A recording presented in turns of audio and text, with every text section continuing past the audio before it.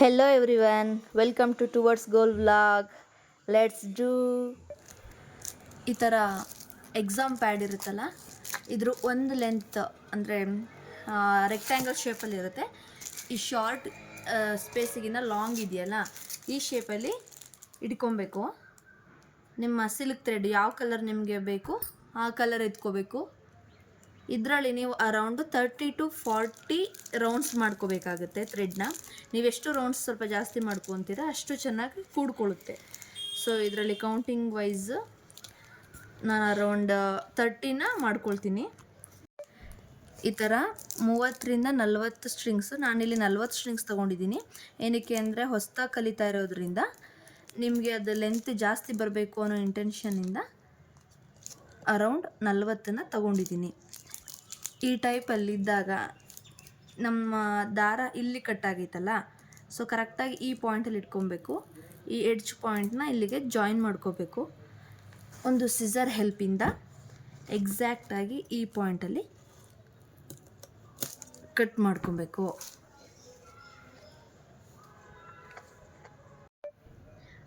ಈ ಥರ ಥ್ರೆಡ್ ಇರುತ್ತಲ್ಲ, ಈ ಥ್ರೆಡ್ಡಲ್ಲಿ ನಿಮಗೆ ಎಷ್ಟು ಅಗಲ ಮಾಡ್ಕೊಳ್ಳೋಕೆ ಸಾಧ್ಯ ಅಷ್ಟು ಅಗಲ ಮಾಡ್ಕೊಳ್ಳಿ. ಇದರಿಂದ ನಿಮಗೆ ಫುಲ್ಲಿ ಕವರಪ್ ಆಗುತ್ತೆ. ಮತ್ತು ನಾವು ಆಲ್ರೆಡಿ ತೋರಿಸಿದ್ವಲ್ಲ, ಅದರಲ್ಲಿ ಫೆವಿಕ್ರೈಲ್, ನಾವು ರೆಗ್ಯುಲರಾಗಿ ಕುಚ್ಚುಗಳಿಗೆ ಹಾಕುವಂಥ ಫೆವಿಕ್ರೈಲ್, ಈ ಗಮ್ನ ಸ್ವಲ್ಪ ಮೇಲೆ ಮತ್ತು ಕೆಳಗೆ ಹಾಕ್ಕೊಂಡು ಅದನ್ನು ಸ್ವಲ್ಪ ಕೂಡಿಸ್ಕೊಳ್ಳಿ. ಹಿಂಗೆ ಕೂಡಿಸ್ಕೊಳ್ಳೋದ್ರಿಂದ ಥ್ರೆಡ್ಡು ಆಚೆ ಈಚೆ ಮಿಸ್ ಆಗೋಲ್ಲ ಆ್ಯಂಡ್ ಫರ್ಮಾಗಿ ನಮಗೆ ಬೇಕಾಗಿರೋವಂಥ ಜಾಗಕ್ಕೆ ಕರೆಕ್ಟಾಗಿ ಕೂರಿಸ್ಬೋದು. ಇದು ಒಂದು 5 ನಿಮಿಷ ಆರ್ಲಿಕ್ಕೆ ಬಿಡೋಣ. ಈ ಟೈಮಲ್ಲಿ ನಾವು ಗ್ಲಾಸ್ ಬ್ಯಾಂಗಲ್ ಬೇಕು ಅಲ್ವಾ, ಹಾಗಾಗಿ ಮನೆಯಲ್ಲಿ ಇರುವಂಥ ಆಲ್ರೆಡಿ ಯೂಸ್ ಮಾಡಿರೋವಂಥದ್ದನ್ನು ಕೂಡ ಯೂಸ್ ಮಾಡ್ಕೋಬೋದು. ಇಲ್ಲ ಬೇರೆಯವ್ರಿಗೆ ಮಾಡ್ತೀವಿ ಅಂತ ಹೇಳಿದಾಗ ಹೊಸದಾಗಿ ತಂದು ಯೂಸ್ ಮಾಡ್ಬೋದು. ಇದು 3 ಬ್ಯಾಂಗಲ್ ಇದೆ. ಇದಕ್ಕೆ ನಾನು B7000 ಗ್ಲೂನ ಯೂಸ್ ಮಾಡ್ತಿದ್ದೀನಿ. ಯಾಕೆಂದರೆ ತುಂಬ ನಮಗೆ ಟೈಟ್ ಫಿಟ್ಟಾಗಿ ಬೇಕಾಗಿರೋದ್ರಿಂದ ಈ ಗಮ್ನ ಯೂಸ್ ಮಾಡ್ತಾಯಿದ್ದೀನಿ. ಕರೆಕ್ಟಾಗಿ ಇದನ್ನು ಅಲ್ಲೇ ತುಂಬ ಅಂಟ್ಕೊಬಿಟ್ಟಿದೆ. ಈ ಒಂದನ್ನು ತಗೊಂಡು ಈ ಗ್ಲೂನ ಎಕ್ಸಾಕ್ಟಾಗಿ ಮಧ್ಯಕ್ಕೆ ಹಾಕ್ಕೊಂಡು ಹೋಗಬೇಕು.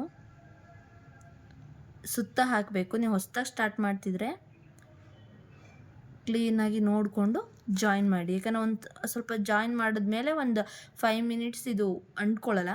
ಕ್ಲೀನಾಗಿ ಫರ್ಮಾಗಿ ಇಟ್ಕೊಬೇಕು. ನೆಕ್ಸ್ಟ್ ಎರಡನೇದನ್ನು ಅದ್ರ ಜೊತೆ ಜಾಯಿನ್ ಮಾಡಿದ್ದೀನಿ. ಅಗೇನ್ ಇಲ್ಲಿಗೆ B7000 ಗ್ಲೂನೇ ಹಾಕಬೇಕು. ಇದು ಫೆವಿಕ್ರೈಲ್ ರೆಗ್ಯುಲರ್ ಯೂಸ್ ಮಾಡುವಂಥ ಕ್ಲಾತ್ಗೆ ಹಾಕುವಂಥ ಗ್ಲೂಸ್ನ ಹಾಕಿದ್ರೆ ಅದು ಬೇಗ ಬಿಟ್ಕೊಂಡ್ಬಿಡುತ್ತೆ. ಇದಾದರೆ ನಿಮಗೆ ಹಿಡಿತ ತುಂಬ ಚೆನ್ನಾಗಿರುತ್ತೆ.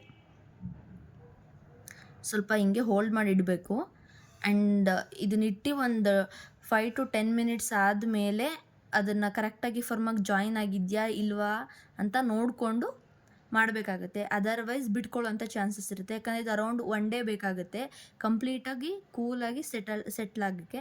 ಸೊ ನಾವು ಬೆಟರ್ ಇದನ್ನು ಜಾಯಿನ್ ಮಾಡಿದ ತಕ್ಷಣ ಯೂಸ್ ಮಾಡೋದಕ್ಕಿಂತ 1 hour 2 hour ಬಿಟ್ಟು ಲೈಟಾಗಿ ಇಟ್ಕೊಂಡು ಇದನ್ನ ನೆಕ್ಸ್ಟು ರ್ಯಾಪ್ ಮಾಡ್ಕೋತೀವಲ್ಲ ಸಿಲ್ಕ್ ಥ್ರೆಡ್ನ, ಅದನ್ನು ಮಾಡ್ಕೋಬೇಕಾಗುತ್ತೆ.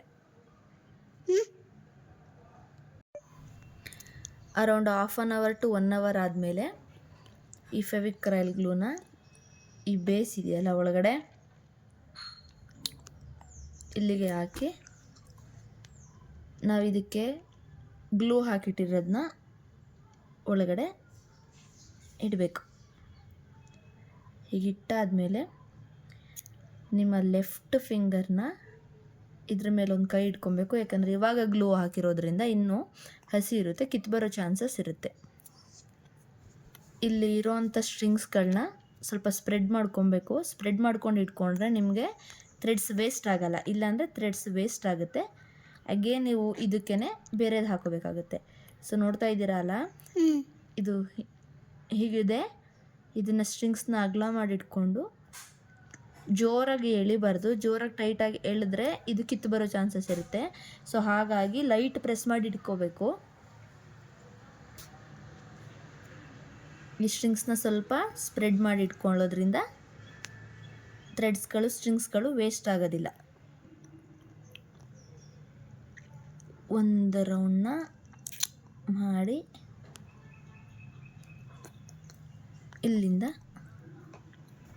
ಒಳಗೆ ತಗೋಬೇಕು. ಸೇಮ್ ಅದೇ ಪ್ರೊಸೀಜರು.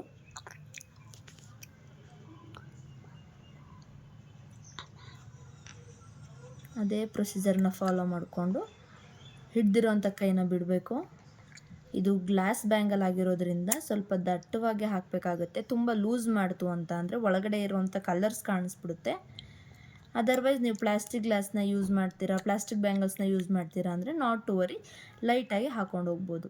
ಸೊ ಕೆಳಗಡೆ ಹಾಕಿರೋಂಥ ಗ್ಲಾಸ್ ಬ್ಯಾಂಗಲ್ ಕಲರ್ ಕಾಣಬಾರ್ದು ಅಂದರೆ ಸ್ವಲ್ಪ ಡಾರ್ಕಾಗಿ ದಟ್ಟವಾಗಿ ಹಾಕೋಬೇಕಾಗುತ್ತೆ. ಇದನ್ನು ನಿಮ್ಮ ಲೆಫ್ಟ್ ಹ್ಯಾಂಡ್ನ ಸಪೋರ್ಟಿಗೆ ತಗೊಂಡು ರೈಟ್ ಹ್ಯಾಂಡಲ್ಲಿ ಸ್ಟ್ರಿಂಗ್ಸ್ಗಳನ್ನ ಕ್ಲೀನಾಗಿ ಹಾಕ್ಕೊಳ್ತಾ ಹೋಗಬೇಕು. ಈ ಸ್ಟ್ರಿಂಗ್ಸ್ ಹಾಕಿರೋದು ಎಕ್ಸಾಕ್ಟಾಗಿ ಕಾಣಬೇಕು. ನೀವು ಅದರಲ್ಲೇ ಗೊತ್ತಾಗೋಗುತ್ತೆ ನೀವು ಕರೆಕ್ಟಾಗಿ ಸ್ಟ್ರಿಂಗ್ಸ್ನ ಹಾಕಿದ್ದೀರಾ ಅಥವಾ ಇಲ್ಲ ಅಂತ. ನೀವು ಸ್ವಲ್ಪ ಟೈಟಾಗಿ ಇಟ್ಕೋಬೇಕಾಗುತ್ತೆ. ಈ ಥರ ಪ್ಯಾಟ್ರನ್ನಾಗಿ ತುಂಬ ಚೆನ್ನಾಗಿ ಕಾಣ್ತಾ ಹೋಗುತ್ತೆ.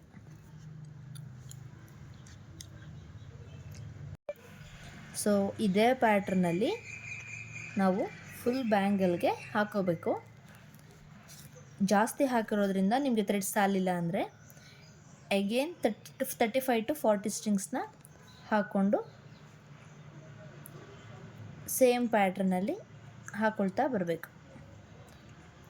ಕ್ಲಿಯರಾಗಿ ಕಾಣಲಿ ಅಂತ ತುಂಬ ಝೂಮ್ ಮಾಡಿ ತೋರಿಸ್ತಾ ಇದ್ದೀನಿ.